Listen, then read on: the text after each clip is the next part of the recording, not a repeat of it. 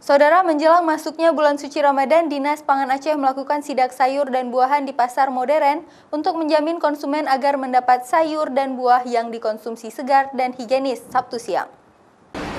Petugas dari Dinas Pangan Aceh tak hanya menyidak kesegaran sayur dan buahan yang telah dipajang di rak dalam market, namun mereka juga memeriksa langsung tempat penyimpanan sayur dan buah sebelum dipajang untuk konsumen. Berdasarkan hasil sidak petugas Dinas Pangan Aceh, di salah satu market mall di Banda Aceh ditemukan tempat pajangan sayur dan ikan terlalu berdekatan dan tidak terpasang pembatas sehingga manajemen mall diminta untuk segera memperbaiki dan menjaga kualitas sayur dan buah. Sementara gudang tempat penyimpanan buah dan sayur di market tersebut sudah sesuai standar untuk menjaga kualitas bagi konsumen, apalagi permintaan sayur dan buah pada saat bulan suci Ramadan akan meningkat. Ada beberapa yang harus kita perbaiki ke depan. Contohnya misalnya tempat antara penyimpanan sayur dengan ikan itu harus dipisahkan. Kita akan ikutin sesuai dengan prosedur yang ada.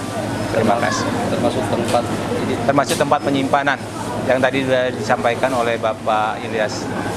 Selain market modern, Dinas Pangan Aceh juga akan melakukan sidak sayur dan buah di pasar tradisional untuk menjamin konsumen mendapatkan sayur dan buah dari pasar bebas dari penyakit, segar, dan higienis. Raja Umar, Kompas TV, Banda Aceh.